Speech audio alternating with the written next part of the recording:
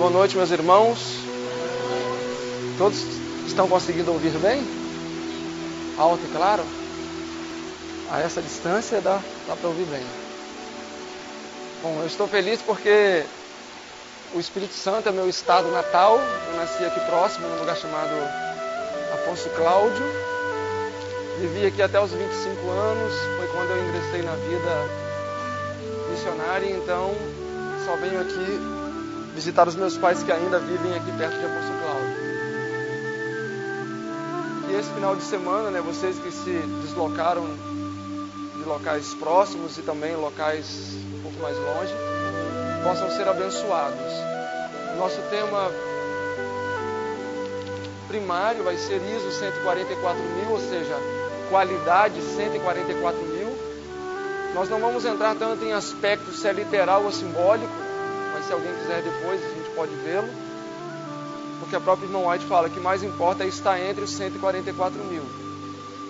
Mas o que nós vamos fazer, pelo menos nessas 5 palestras que nós vamos ter a oportunidade de apresentar, é estudarmos nas Escrituras, com luz no Espírito de profecia, o que Deus espera dos 144.000. É isso que eu gostaria que nós abordássemos mais enfaticamente nesse final de semana.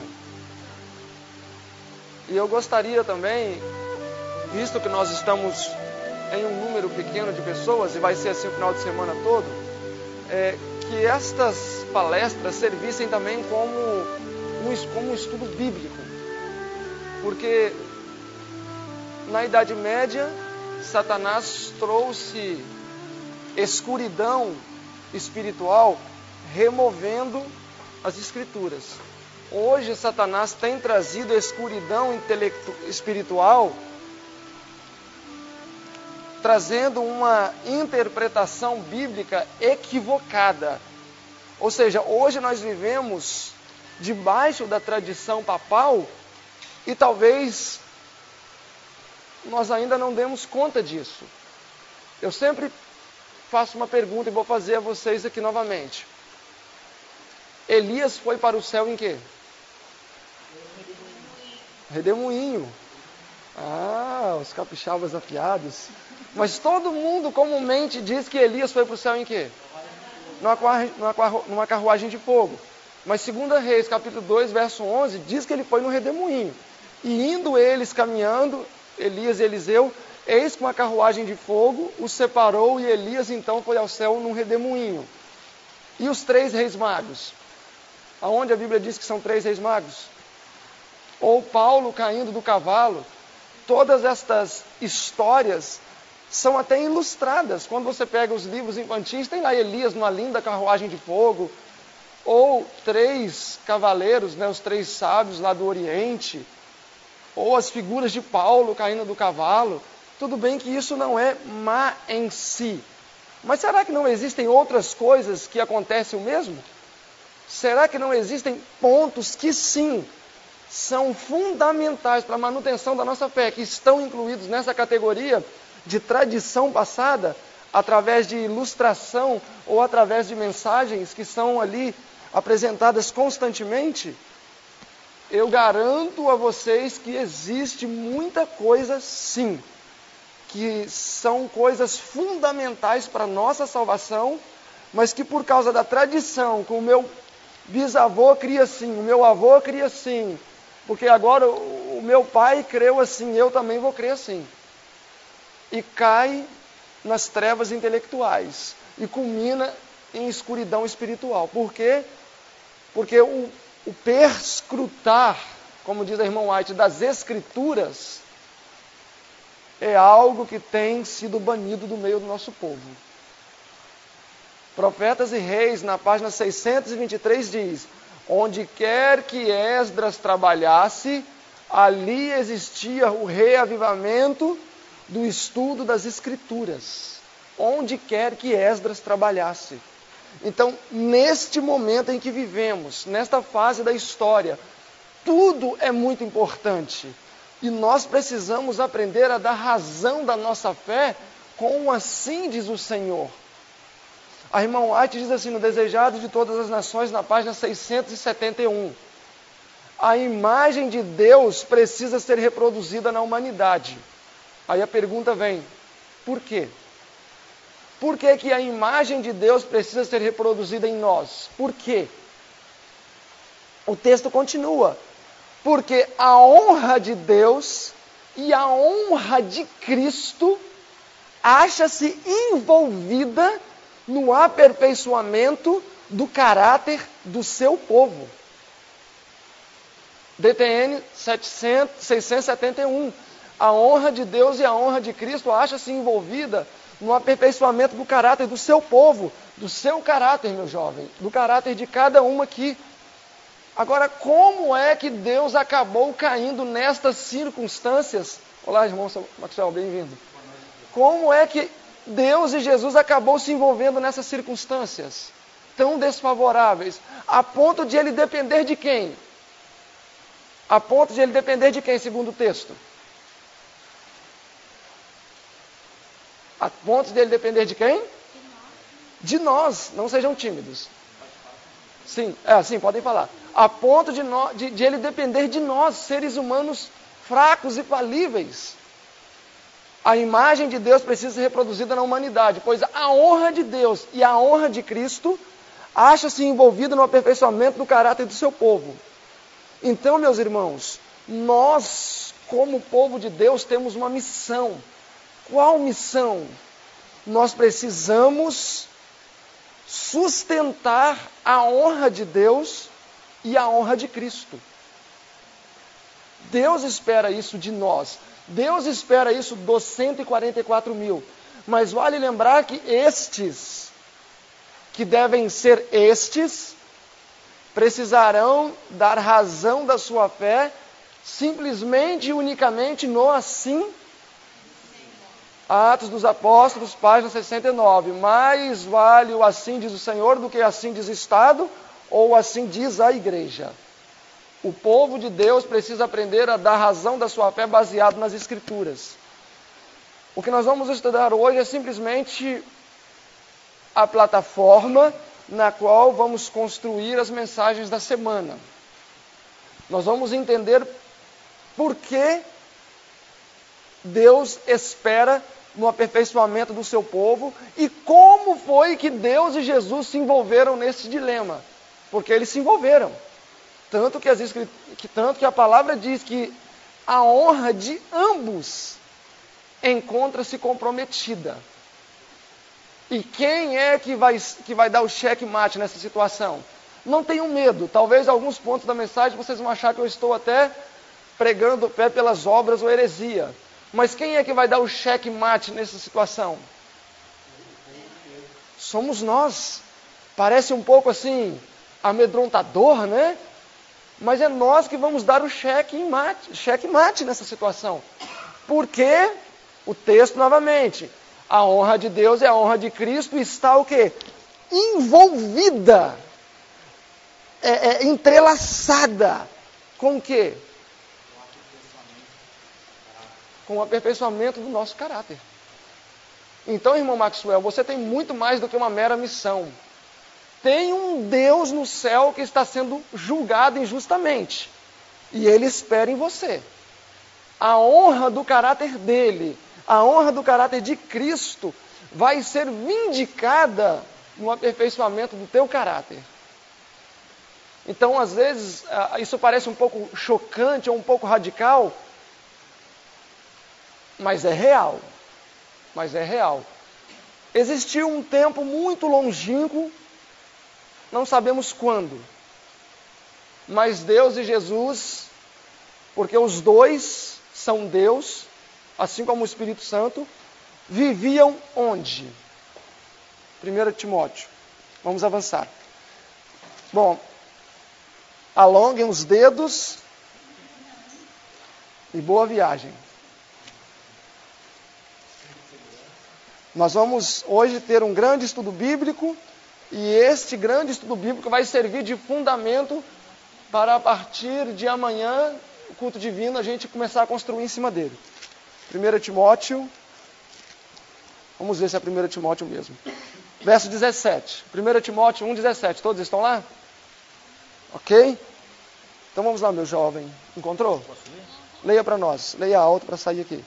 1,17. Ah, tá. Ok. Assim, ao Rei eterno, imortal e invisível, Deus único, honra e glória pelos séculos dos séculos. Amém. Ok? Aqui diz que o Rei dos Reis, o Rei dos séculos, imortal e invisível.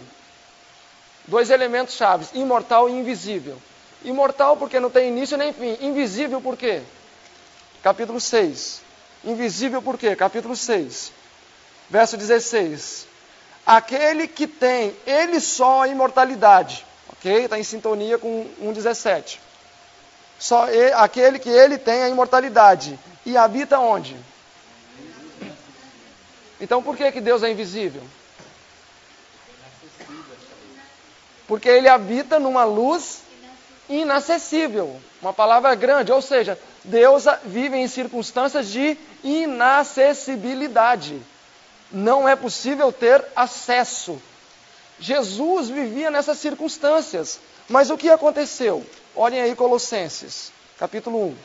Todos estão lá? Colossenses, capítulo 1. Colossenses 1, verso 15. Se referindo a Jesus, assim diz o texto: o qual é o quê? É a imagem do Deus invisível. Então Deus, Jesus, a divindade vivia em estado de inacessibilidade. O que acontece com um dos três? Torna-se uma extensão. Ou seja, Jesus se tornou a imagem de Deus. Quem vê o Pai, vê a mim. Mas nós somos um. Então Jesus é a parte visível de Deus. Ou seja, Jesus saiu de circunstâncias de inacessibilidade para ser acessível. Para ser acessível. Olhem em João capítulo 1. Se eu falar muito rápido, é só vocês me comunicarem. Mas como o tempo é curto, então... Depois vocês podem pedir o Daniel que ele ensina vocês a passarem a gravação devagar, e eu posso falar rápido, que ainda assim dá. João 1, todos estão lá? Verso 18. Deus nunca foi visto por alguém, mas o Filho unigênito que está no seio do Pai, este, que é a imagem de Deus, o revelou. Então Jesus e Deus e o Espírito Santo viviam em estado de inacessibilidade. Em algum momento, que não se sabe quando, Jesus tornou-se acessível às criaturas na pessoa do arcanjo Miguel. Nós sabemos que Miguel é Jesus. E Miguel, no céu, participava dos concílios, tinha um papel preponderante no céu, mas ele vivia como um anjo. Ele era um dos anjos cobridores. Ele estava de um lado e quem estava do outro? Lúcifer. Então, Lúcifer até falava: olha, as vestes dele não são mais brilhantes do que as minhas vestes. Nós aqui ocupamos uma mesma função. Mas Jesus era o primeiro dos anjos, arcanjo, primeiro anjo. O primeiro dos anjos era Jesus. Então, todos os anjos dos céus não sabiam a real identidade daquele Miguel que estava com eles ali dia a dia, próximos. Depois vocês podem ler tudo isso em História da Redenção, capítulo 1, Patriarcas e Profetas, capítulo 1 também. E eles não sabiam. E aí o que acontece? Lúcifer começou a ter inveja de Jesus porque ele não era convidado aos concílios. Mas o que foi que determinou a ira de Lúcifer contra Cristo? Anotem esse texto, é importante. Primeiros Escritos, página 145. Satanás no céu por um honrado anjo, o primeiro em poder de todas as hostes celestiais, em comando depois de Cristo. Mas Deus chamou Jesus para participar do concílio onde foi planejada a criação do homem. E Lúcifer não foi convidado. Ele ficou enciumado e teve ódio no seu coração, porque ele gostaria de participar do concílio no qual foi planejada a criação do homem. Então, o pico de ódio de Satanás no céu, Lúcifer, está relacionado ao quê? A nossa criação. Aquilo ali foi o estupim. Deus planejava criar o ser humano, criaturas muito próximas a ele, em semelhança, em caráter edênico. Lúcifer não foi convidado, então aquilo foi o estupim. Ele não. Miguel não deve ter privilégios acima de mim, porque a sua roupa nem é mais brilhosa do que a minha. E aí, diz Patriarcas, capítulo 1, que Deus teve que fazer um grande concílio no céu, no qual ele reuniu todos os anjos e declarou diante de todos eles qual era a real posição do seu filho. E ele disse que seu filho deveria ser honrado e adorado assim como ele era, e que a presença do seu filho equivaleria à presença dele próprio. E os anjos então ficam estupefados e lançam as suas coroas diante dos pés de Cristo, porque Miguel, o anjo Miguel, na verdade, era Deus, e vivia em condescendência, em habitar com as suas criaturas. Aquilo causou grande regozijo no coração dos anjos. E nós vemos que da divindade, Jesus é aquele que tem sacrificado. Ele sacrificou a sua inacessibilidade no céu, se tornando acessível. Sacrificou ainda mais. Por isso que os anjos ficaram pasmos quando ele falou que se tornaria um homem. Eles pensaram, nossa, mas ele saiu da esfera inacessível que vivia, veio aqui para estar próximo de nós e agora vai se tornar um humano. Pior ainda, tomar a natureza de Adão caído. Deserto da Tentação, página 20, ele tomaria o lugar de Adão caído. Não só isso, Medicina e Salvação, página 181, Jesus tomaria sobre si a natureza pecaminosa do homem. Os anjos ficaram perplexos diante de tudo isso. Tornando-se humano, sofreria a pior das mortes. Retornando ao céu, ele escolheu sacrificar a sua onipresença, porque o corpo humano foi retido por Jesus, e o corpo humano não pode sair por aí se dividindo. Então ele não poderia estar em mais de um lugar ao mesmo tempo. Ele novamente sacrifica, eu quero manter a forma humana, só que eu não vou poder estar em 2 lugares ao mesmo tempo, então eu vou sacrificar isso. Jesus sempre esteve disposto a sacrificar.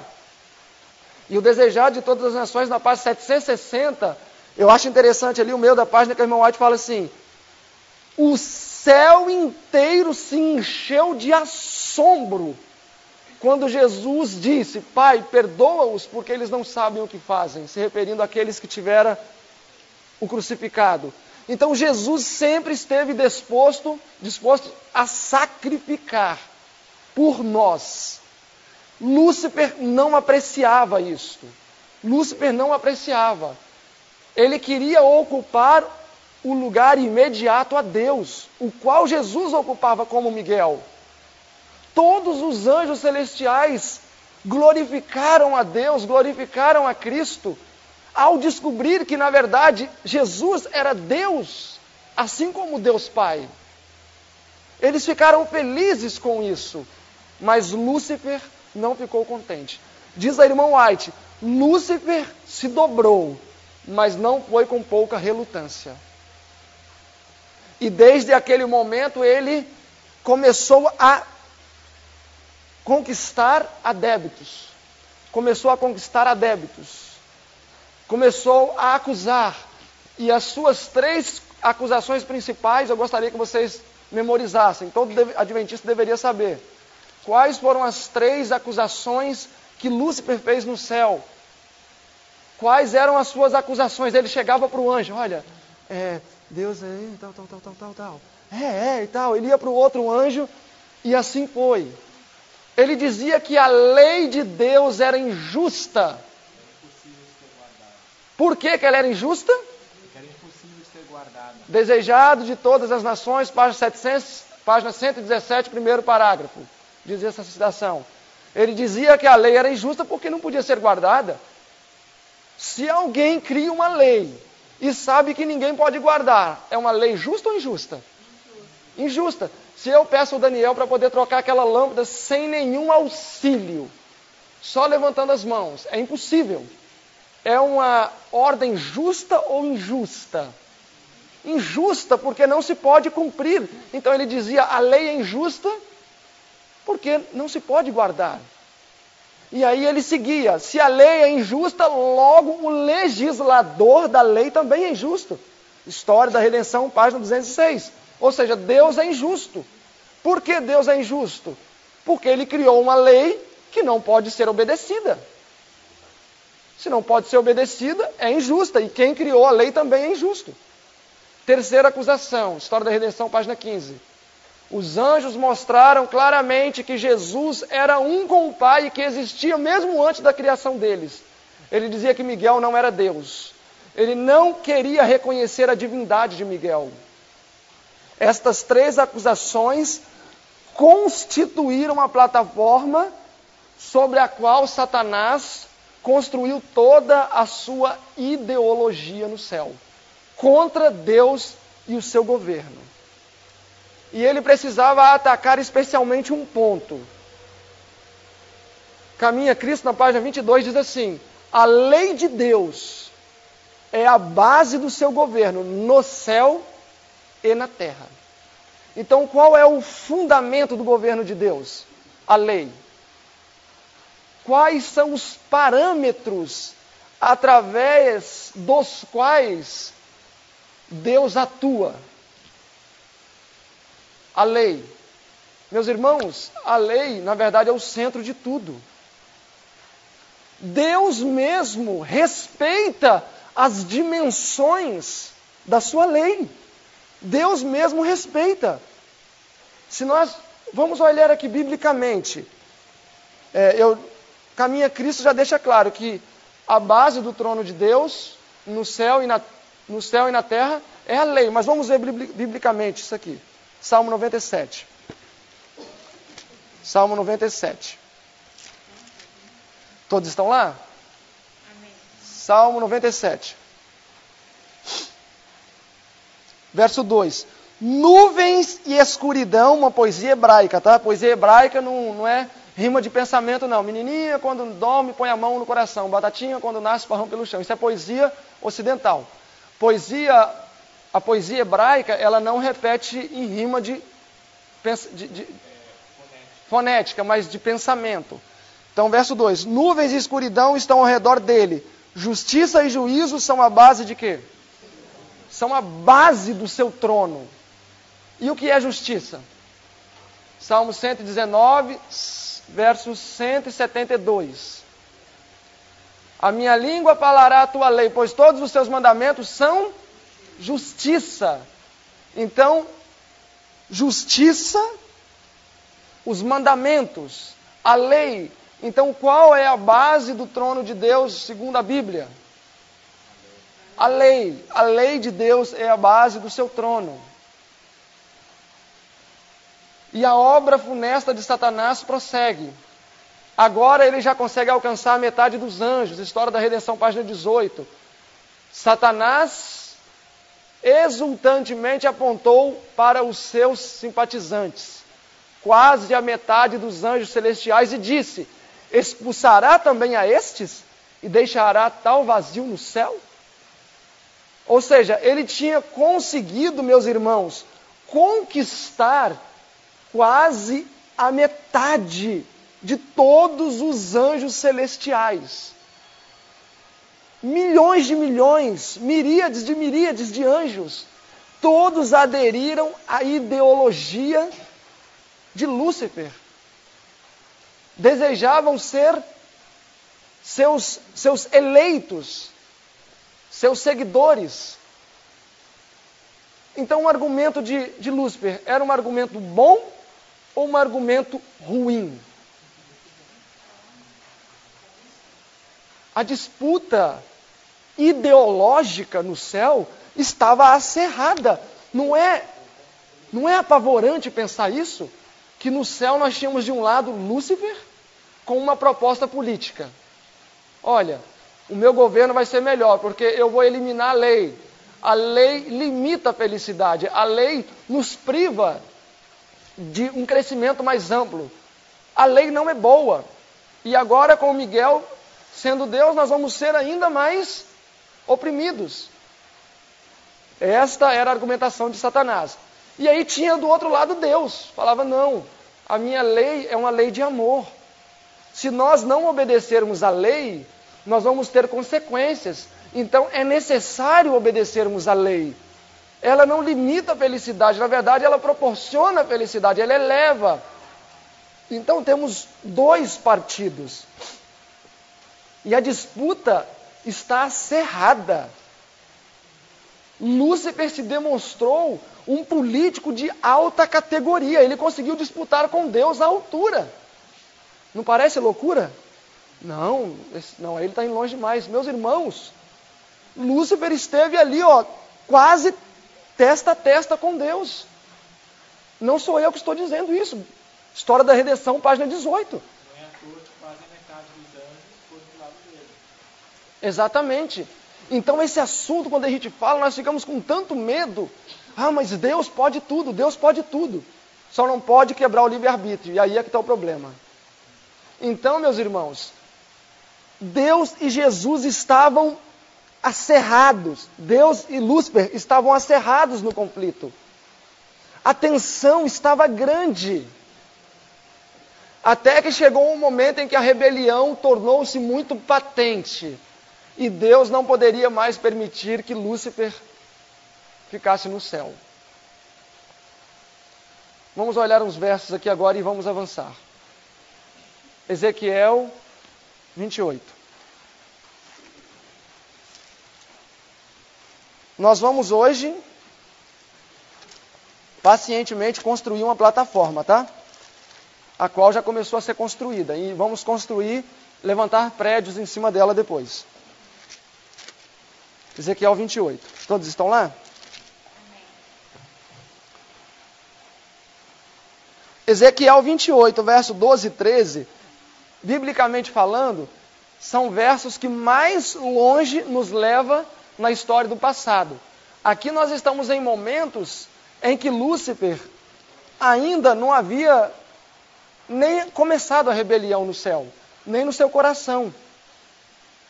Ou seja, ele ainda era um anjo de luz, perfeito.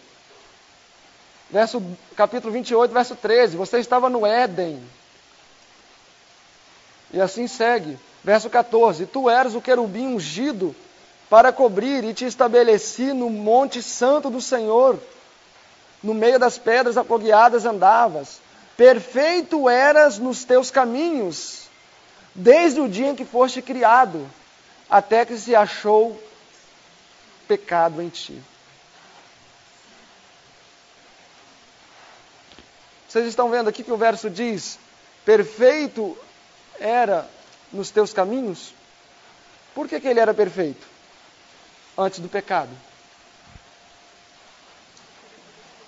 Deixem aberto aí e olhem Salmo 19. Salmo 19. Por que até antes do pecado ele era perfeito, sábio?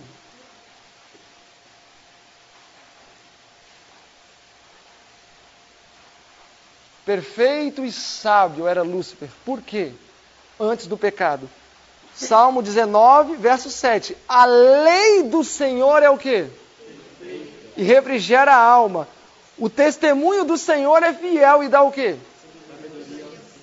Então por que Lúcifer era perfeito e sábio? Porque ele obedecia a lei. Ele obedecia a lei. E a lei dá sabedoria àquele que é simples. Então ele já estava estabelecido no Monte Santo. Ele já ocupava, hierarquicamente falando, o primeiro lugar depois de Cristo. Então ele já desfrutava de privilégios que os outros anjos não desfrutavam. Ele ocupava uma posição que os outros anjos não ocupavam. Depois de Jesus, não em divindade, obviamente, mas em hierarquia, temos ali a figura de Lúcifer, ocupando uma posição de alta escala. Olhem em Isaías 14, mas ele almejava o quê? Ele almejava o trono do próprio Deus, Isaías 14, todos estão lá? Isaías 14.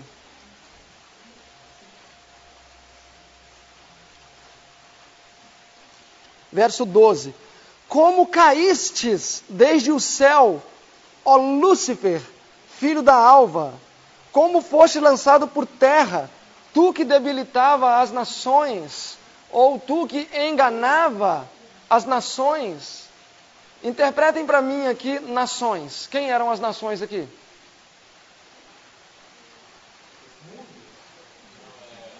Os seres não humanos, porque ele não era ainda caído. Então aqui não está se referindo a pessoas, porque ele ainda debilitava no céu. Verso 13. E tu dizias onde? Então nós temos aqui o momento em que Lúcifer ainda não tinha rebelado externamente. O pecado ainda era no coração. E ele dizia o quê? Eu subirei ao céu. Acima das estrelas de Deus exaltarei o meu trono. E no monte da congregação eu me assentarei. Aos lados do norte. Verso 14. Eu subirei sobre as alturas das nuvens.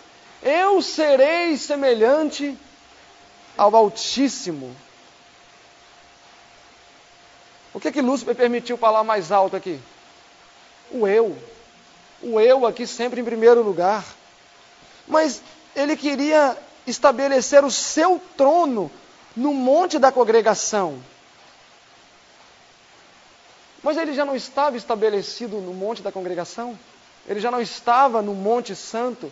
Mas ele ambicionava os lados do norte, ou seja, aos lados do norte ele desejava estabelecer o seu trono. A palavra trono, depois vocês podem ver, mas vários lugares vai referir-se trono a reino. Tá? Salmo 103, por exemplo, diz ali. Trono, biblicamente aqui falando, seria reino. Quando ele diz que queria estabelecer o seu trono aos lados do norte, é porque ele queria estabelecer o seu reino aos lados do norte. Por que ele ambicionava os lados do norte? O que é que existia aos lados do norte? Vamos aqui a Salmo comigo.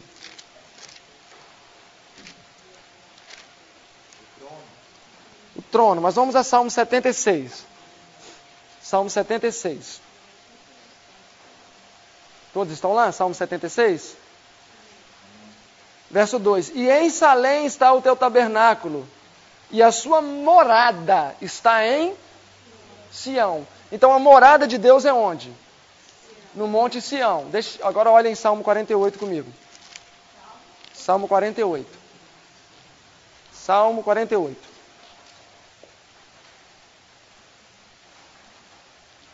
Então Lúcifer desejava estabelecer o seu trono onde? Aos lados do? Ok? Sião aos lados do norte. Quem é que mora aos lados do norte? Deus.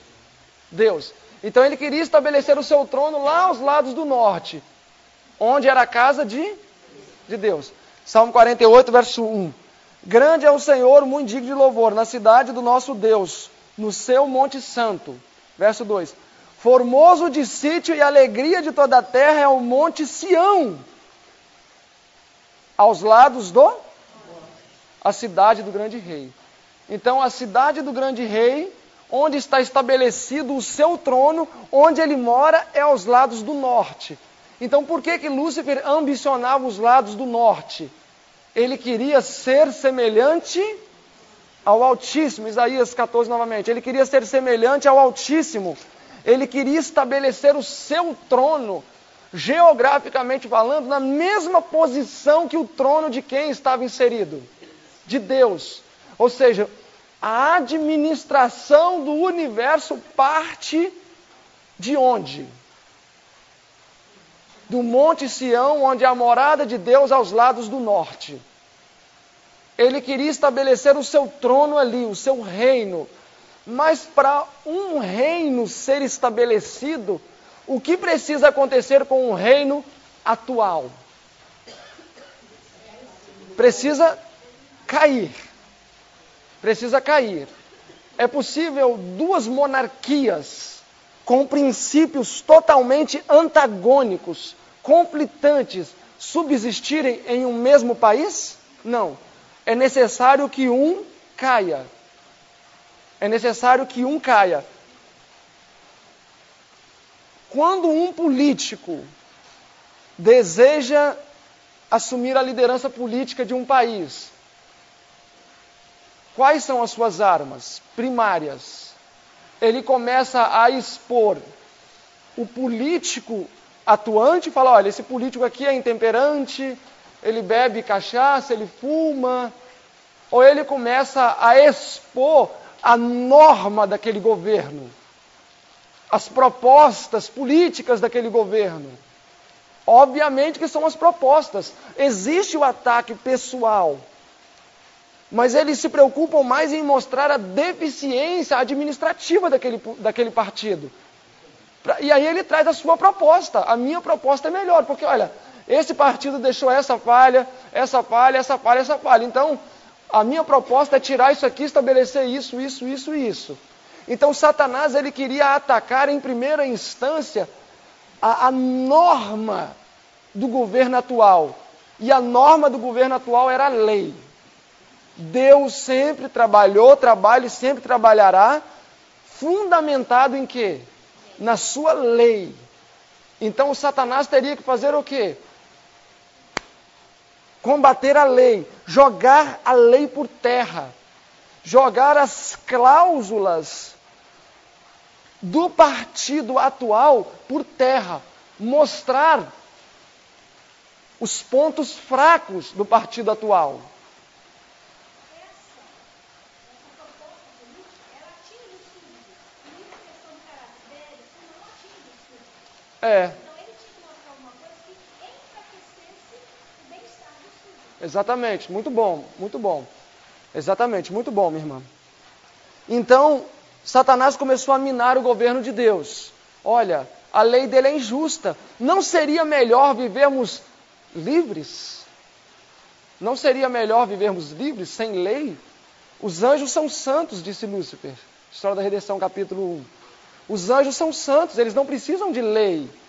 A própria conduta moral deles já pode ser um padrão que os guiará. E assim Lúcifer minou o governo de Deus no céu. E agora eu passo uma pergunta. Ele tinha razão nas suas alegações? Ele tinha sustentação naquilo que ele falava? Lúcifer tinha provas de que as suas declarações eram verdadeiras? Ele tinha sustentação? Ele dizia, a lei não pode ser obedecida. Deus dizia, a lei pode ser obedecida e deve. Ele tinha provas concludentes disso? Que a lei poderia ser quebrada? Mas no céu, antes da expulsão, ele tinha? No céu, até antes da expulsão.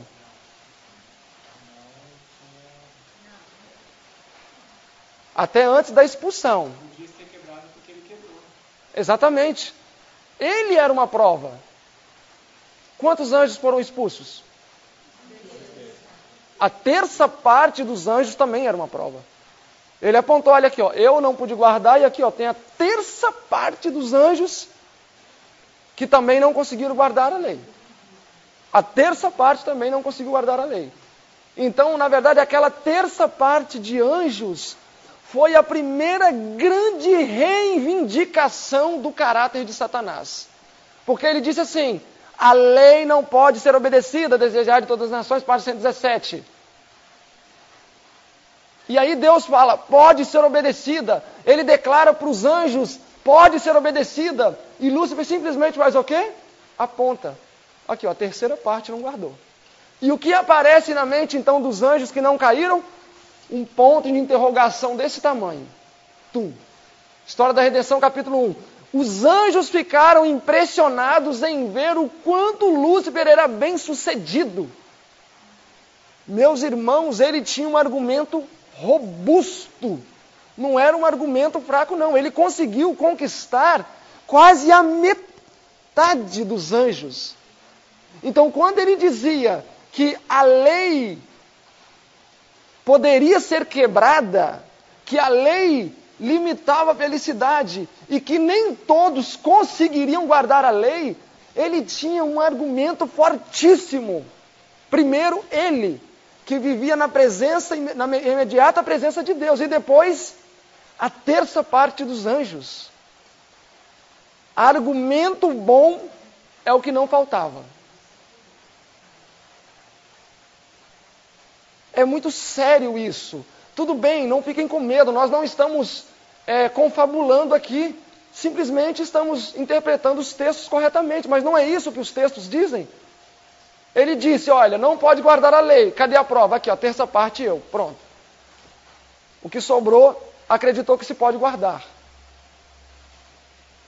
E chegou um momento que ele fez o quê? Segundo Patriarcas e Profetas, capítulo 1, Lúcifer desejou então tomar o poder pela força. E ali então foi colocado um confronto, força contra força. E não prevaleceu mais a antiga serpente, chamada Diabo e Satanás. E foi precipitado ele e os seus anjos, Apocalipse 12. E foram lançados para a terra. E aí entra um texto muito bom, Mensagens Escolhidas, volume 1, página 316. A luta em torno da lei de Deus, iniciada no céu, continuou na terra. Então, o mesmo conflito foi transferido para a terra. História da Redenção, página 19. Imediatamente após a expulsão de Lúcifer, o Pai e o Filho se reuniram para a projetada criação do homem, que havia sido planejado antes da queda de Lúcifer. O homem então é formado, advertido. Deus dá ao homem luz, Gênesis 2,16. E ordenou o Senhor Deus ao homem, dizendo, de toda árvore do jardim comerás livremente, mas da árvore que está, verso 17, mas da árvore do bem e do mal não comerás, porque no dia em que dela comeres, certamente morrerás. Gênesis 3,4, disse a serpente, certamente não morrerás. Morrerás, não morrerás. O que temos no meio disso? A lei de Deus e o conflito continuando em torno dela. Deus disse uma coisa, no dia em que dela comerdes, Gênesis 2,17, certamente morrerás. E a serpente dizia o quê? Certamente não morrerás. Assim que chegou na terra, Lúcifer contemplou, ele teve tempo para meditar, quais seriam os resultados da sua obra.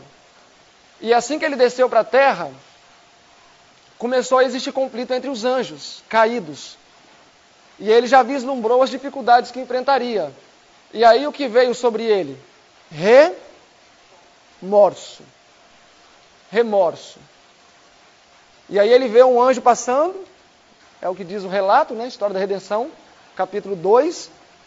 Ele viu o anjo passando e pediu uma conferência com Jesus, a qual foi concedida. Jesus foi até ele então, e ele falou, olha, eu estou arrependido, estou disposto a voltar para o céu e ocupar a posição que vocês acharem melhor.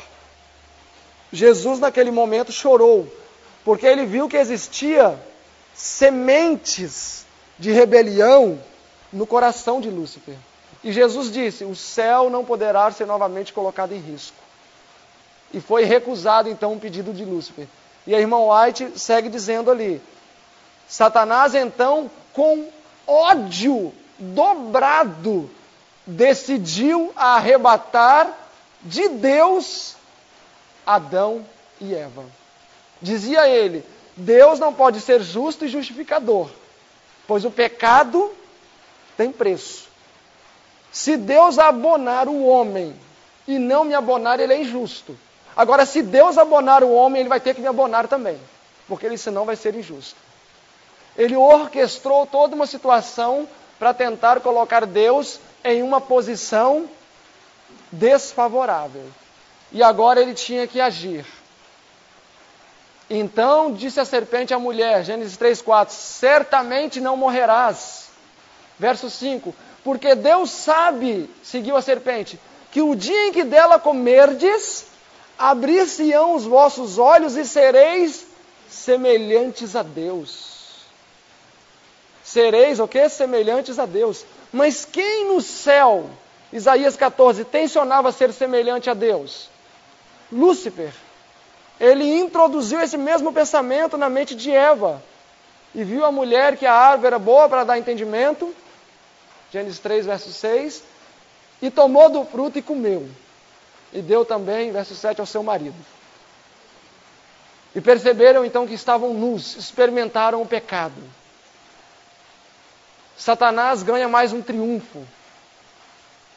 Satanás ganha mais um argumento.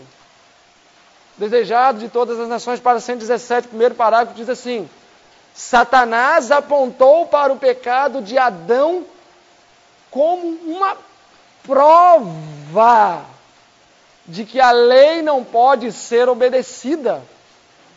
Ele citou a queda de Adão como o quê? Como uma prova. Eu pergunto, é uma prova imaginária ou uma prova real, verdadeira? Verdadeira. É uma prova real.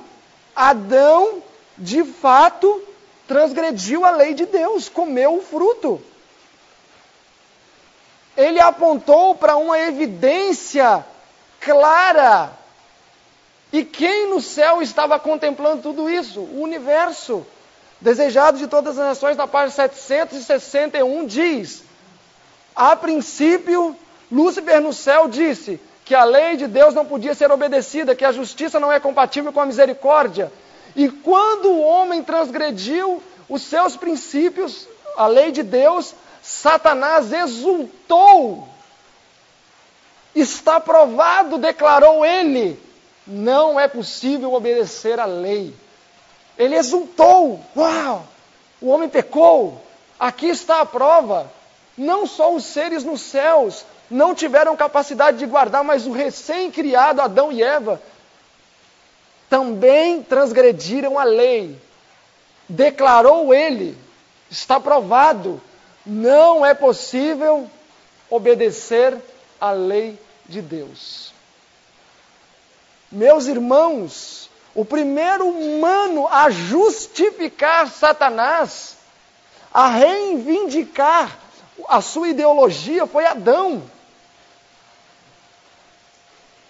A verdade sobre os anjos, página 155.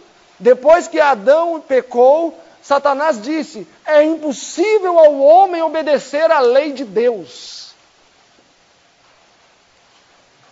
Ele tinha agora um forte argumento, irmão Maxwell. Não um argumento fraquinho, não. Tão forte, que nesse momento ele faz o quê? Ele crava com uma estaca de ferro a dúvida na mente de quem? De todo o universo. Gente, isso é muito sério. E às vezes, se nós não entendemos bem, pode soar até como heresia. Mas ele conseguiu fazer com que todo o universo olhasse atravessado para quem? Podem dizer, para quem? Para Deus. Para Deus. E Deus, nesse momento, ele vê que a situação fica o quê? Delicada. Por quê? Porque de um lado ele tem os anjos lá no céu. Mas do outro lado, Lúcifer tem a terça parte dos anjos e consegue fazer o quê? Conquistar o mundo todo. Lucas 4:6. Se prostrado me adorar, darei todo esse reino, porque a mim foi dado e eu dou para quem eu quiser. Lucas 4:6. Então Lúcifer conquistou um reino inteiro de Deus. O Senhor não poderia considerar isso como um caso de só menos importância. Um caso isolado. Não. O universo inteiro estava contemplando e vendo que a argumentação de Satanás estava cada vez mais sendo fortalecida. Cada vez mais fortalecida. E o que acontece neste momento com Deus? Ele é obrigado a fazer o quê? Ele é obrigado a se sentar no banco dos réus. De juiz passou a ser julgado. Por quê? Porque ele disse uma coisa. Muitos aceitaram o que ele disse. E o que ele disse estava em conflito com o que Lúcifer disse. Mas, por outro lado, grande parte da vasta criação de Deus aceitou o que Lúcifer disse. Aderiu à ideologia política de Lúcifer. E aí Deus se vê numa situação delicada. Eu sei que às vezes é complicado a gente falar isso, mas a gente tem que falar, porque o catolicismo tem que sair da nossa mente, para nós entendermos que o conflito é sério. Satanás conseguiu fazer isso com Deus, ó. Ah, mas ele pode quebrar, pode, mas nós não deixamos. Satanás conseguiu amarrar Deus. Olha aí Romanos comigo. Romanos. Meus irmãos, a coisa é mais séria do que nós imaginamos. Nós ficamos às vezes no nosso mundinho. Ah, Senhor, eu estou aqui na luta e tudo bem, né? O Senhor não se importa tanto com o que eu como. O Senhor não se importa tanto com a roupa que eu visto, onde eu moro. Será? Será que o Senhor não se preocupa? Será que cada nuance, cada particular da nossa vida não está envergonhando a Deus ou justificando o nome dele? Se nós formos estudar as Escrituras, será verificado que cada minúcia da nossa vida ou reivindica Deus ou o expõe. Não existe nada involuntário. Romanos 4, todos estão lá? 3, perdão, Romanos 3.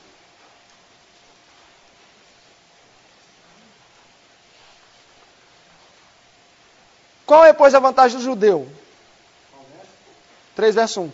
Qual é, pois, a vantagem do judeu, ou qual a utilidade da circuncisão? Muita em toda maneira, porque primeiramente as palavras foram confiadas. Verso 3, pois que, se alguns foram incrédulos, a sua incredulidade anulará a fidelidade de Deus? Ok, o verso que eu quero salientar é o 4 agora.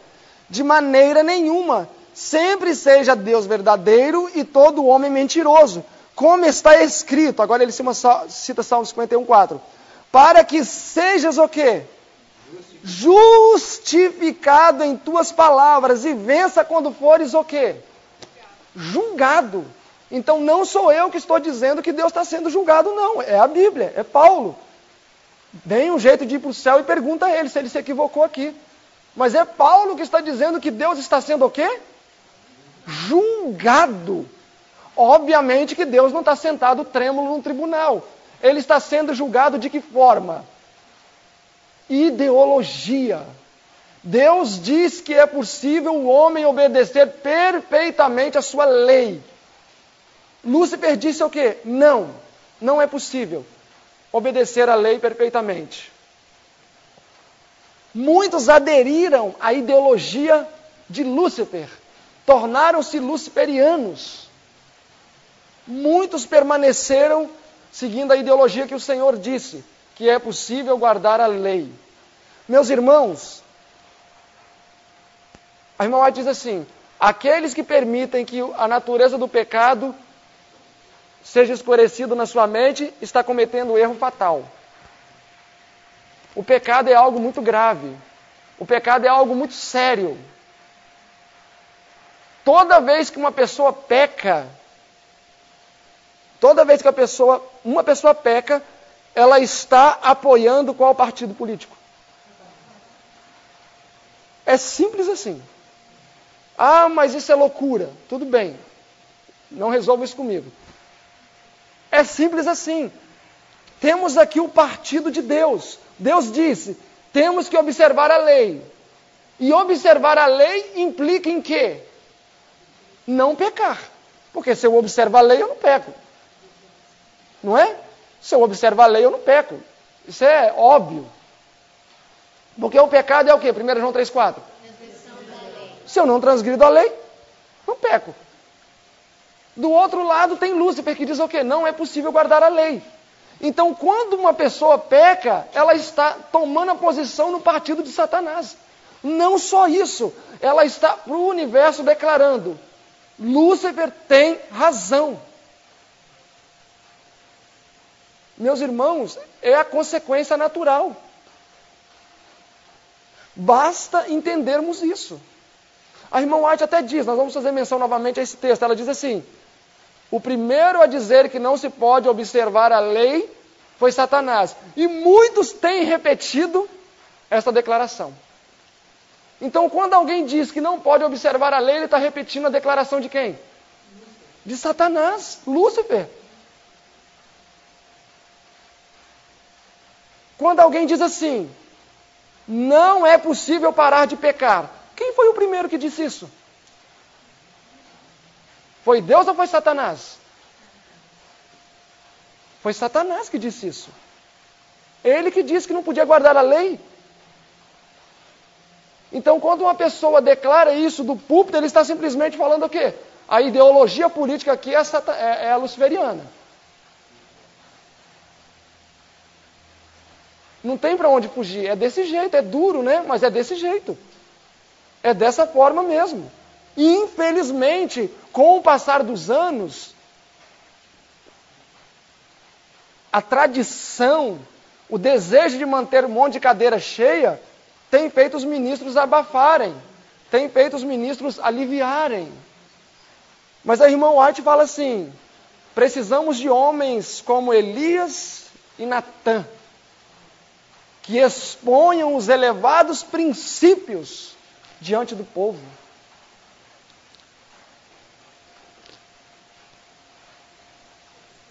Não é minha obra confortar ninguém, não. Não é minha obra.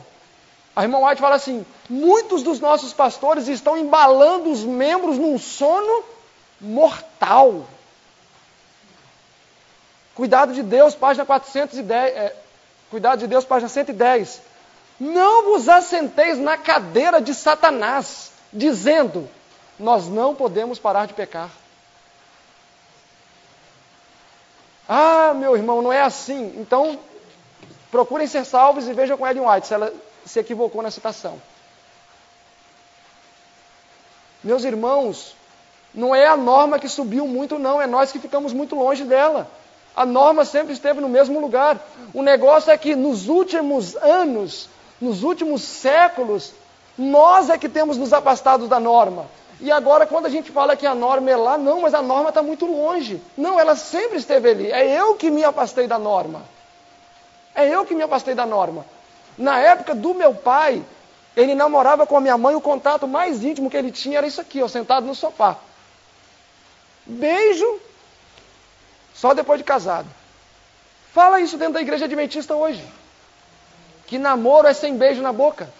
Extremista, radical. Mas se pessoas que não eram nem cristãs, naquela época não tinham essa prática de quase se engolir num namoro, hoje, quando você fala, as pessoas se escandalizam. Mas a irmã White fala que no período de namoro, dependendo do lugar, um beijo na face deve ser repelido como algo terrível. Então, não é a norma que foi para longe, não. É a sociedade, é a igreja, são as famílias que estiveram andando em direção oposta à norma. E agora, quando Deus chama um povo, o povo olha para a norma e fala: nossa, mas não tem como trazer a norma um pouco para cá, não? Muitos trazem. Muitos fazem com a norma igual fazem com a gramática brasileira, com a gramática, né?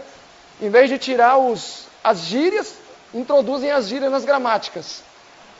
É a mesma coisa, em vez de elevar até a norma, faz o quê? Não, vamos trazer a norma para mais perto das pessoas, para elas não ficarem chocadas.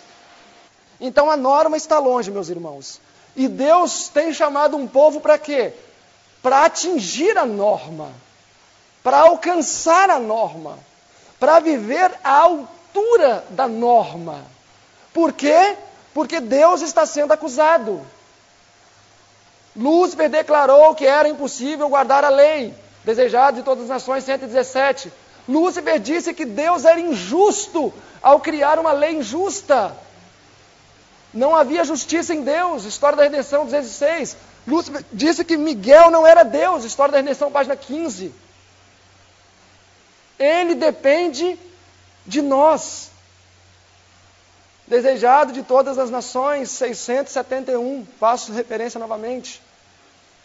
A própria imagem de Deus precisa ser reproduzida no seu povo. Pois a honra de Deus, a honra de Cristo, acha-se envolvida em quê? No aperfeiçoamento do caráter do seu povo. Meus irmãos, Deus precisa de nós. Isaías 43, verso 10. O Senhor exclama: vós sois as minhas testemunhas, diz o Senhor.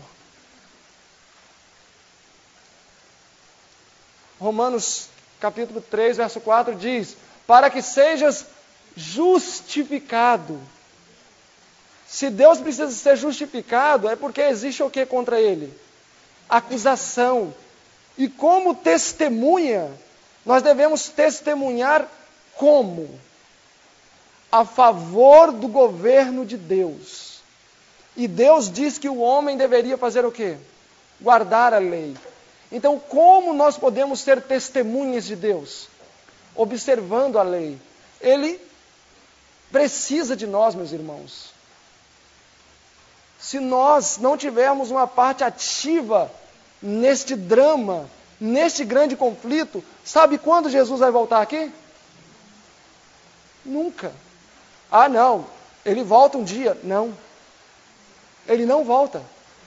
Ele não vai voltar enquanto não tiver um povo.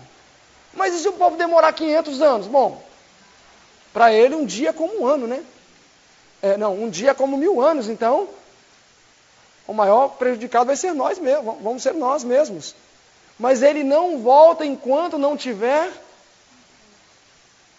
Cristo aguarda com fremente desejo, parábola de Jesus 69, a manifestação de si mesmo em sua igreja.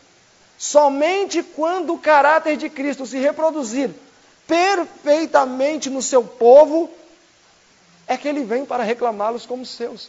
Então, se isso não acontecer, sabem quando Jesus vai voltar? Ele vai voltar para buscar quem? Tem que ter um povo. Espero que esteja se formando. Eu também acredito, mas o triste é pensar, irmã, que em 1888 também estava se formando. Em 1888 tinha uma imagem da besta praticamente formada, união política com os protestantes. Em 1888, 21 de abril, foi lançado um decreto dominical. A mensagem da justificação pela fé já estava alcançando o seu apogeu. Mensagens Escolhidas, volume 1, página 234, diz isso, que o alto clamor ia começar, tudo estava perfeito. Menos quem? O povo. Não, o povo estava perfeito também, sabe? O povo estava em condições, muitos estavam em condições. Mas o que aconteceu com a grande maioria daquele povo? Rejeitaram a mensagem. Rejeitaram a mensagem que iria iluminar a terra, assim como Pentecostes iluminou a terra nos dias dos discípulos. Mensagens Escolhidas, volume 1, página 234. O povo recusou ouvir a mensagem. E o que Deus teve que fazer com toda a estrutura que ele tinha montado? Foi desmontando pedra por pedra. Dezembro, ele conduziu Jones até o Congresso. Através de Jones, o decreto foi engavetado. A união política com os protestantes que estavam florescendo se desfez. E voltamos onde? A estaca zero. Quem garante que isso não pode acontecer de novo? Deus é o único que pode construir de baixo para cima e de cima para baixo. Ele construiu a estátua de cima para baixo. Então quem garante que isso não pode acontecer de novo? Nós vemos aí a imagem da besta sendo formada. que é a união dos protestantes com o poder político. E, de fato, hoje até o líder da nação americana é um protestante. Só ele, sozinho, já é quase uma imagem da besta. Porque é um protestante, né, na liderança política. Então, meus irmãos, quem garante que Deus não vai desmontar esse cenário todo de novo? Não é garantia que ele vem na nossa época. Não adianta a gente esquadrinhar os passos do Papa e falar, não, é esse o Papa. Deus não espera no Papa, Ele espera no povo. Deus não espera na América, Ele espera nos 144 mil. Que reivindique o seu caráter diante das acusações que ele tem sofrido.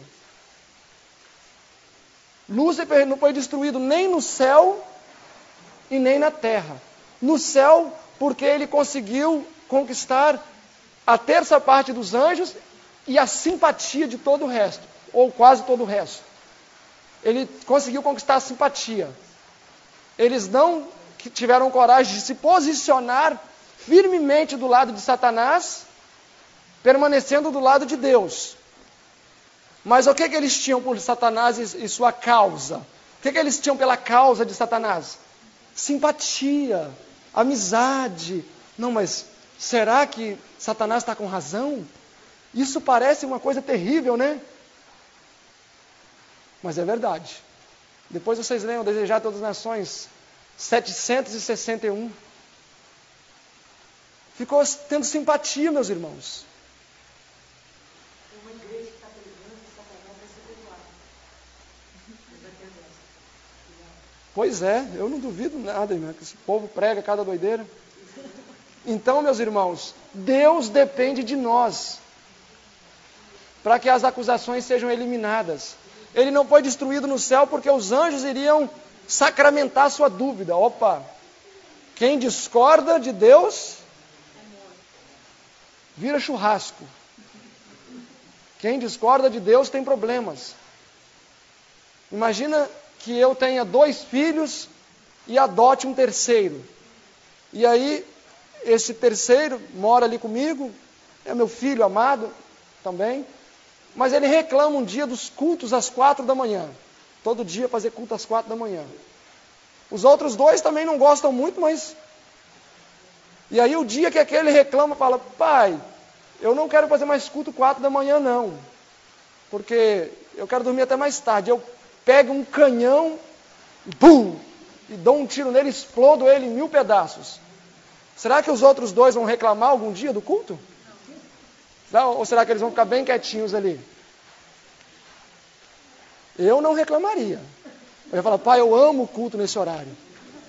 Vamos até botar para 3:30. Basicamente isso iria acontecer. Então ele não destruiu no céu. Por que não destruiu na terra? Porque ele já demonstrou toda o seu vil plano no céu. Foi para a terra. Levou Adão e Eva à queda. Por quê? Porque até hoje, meus irmãos, ou pelo menos até a cruz, quem é que estava sempre com a razão nesse planeta? Deus ou Satanás? A Bíblia diz que todos, quantos? Todos pecaram. Então todos, em algum momento da sua vida, disseram que quem está certo? Satanás. Todos, Enoque, Daniel, em algum momento da vida deles, eles falaram, não, Satanás está certo. De que forma eu declaro isso? Transgredindo. Transgredindo. É duro, mas é assim. Então, meus irmãos, todos pecaram. Então, todos disseram que Lúcifer tem razão. Se Deus destrói ele aqui na terra, ia ser pior ainda. Fala, olha, ele conquistou a terra e Deus destruiu ele, porque, olha, ele ia conquistar outros também. E aí, Satanás tem sido tolerado. Até quando? Até quando alguém atingir a norma. Até quando alguém atingir a norma. Então nós temos mais do que uma missão, meus irmãos. A nossa vida, a nossa existência, as nossas escolhas, nada disso é nulo diante do conflito que se desenvolve. Nada. A forma que eu falo com minha esposa está determinando alguma coisa. A maneira com que eu falo com o meu filho está determinando alguma coisa. A maneira com que eu lido com o meu patrão está determinando alguma coisa. Aquilo que eu vou introduzir no meu corpo está determinando alguma coisa. Tudo ou é contra ou é a favor. Nada é nulo. Nada é nulo. Não existe estar em cima do muro. O muro está do lado de Satanás. Perguntaram para Satanás, por que você não tenta quem está em cima do muro? Aí ele mostrou a linha da divisa que está do lado de cá do muro. Aí ele só, não, aqui. O muro está do meu lado. Então não existe isso. Ou nós somos aderentes da ideologia de Deus, de que necessitamos guardar a lei para que ele seja justificado, ou não tem outra posição, a não ser estar do lado de Satanás. E Deus deseja levantar um povo, meus irmãos. Um povo no qual ele possa ser espelhado. Através do qual ele possa ser espelhado. E aí Satanás vai ser exposto. E Deus reivindicado. Eu sei que foram muitas as informações. São 8h40, não sei nem que hora eu comecei. Mas deu uma hora e um quebradinho. Mas podem ter certeza que a sensação minha aqui na frente foi meia hora só. Vocês que têm a impressão que demora mais. Eu só queria que nós construíssemos essa plataforma, tá? A partir dela nós vamos amanhã começar a estudar. Nós vamos, no culto divino, falar um pouco sobre o que Deus espera, de forma um pouco mais prática. Alvo que precisamos alcançar. O alvo. Qual é a participação da cruz nesse conflito? Amanhã à noite nós vamos falar sobre o selamento e o que isso tem a ver com 144 mil. E assim vai. Então que Deus possa nos ajudar e que pelo menos nós saiamos desse congresso com uma terrível impressão de que nós temos uma missão. Qual? Nada mais, nada menos do que ser testemunhas de Deus diante de um grande conflito. Amém? Vamos nos colocar de joelhos para fazermos uma oração.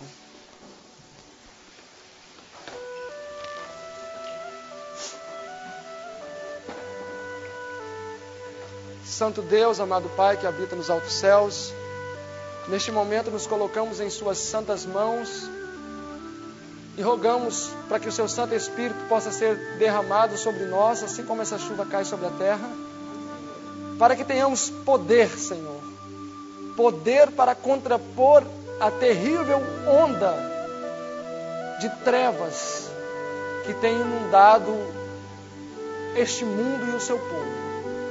Ajuda-nos a sermos testemunhas verdadeiras, corajosas, decididas, a viver pelo que é certo, ainda que tenhamos que depor a nossa vida nesse combate, assim como milhares fizeram no passado.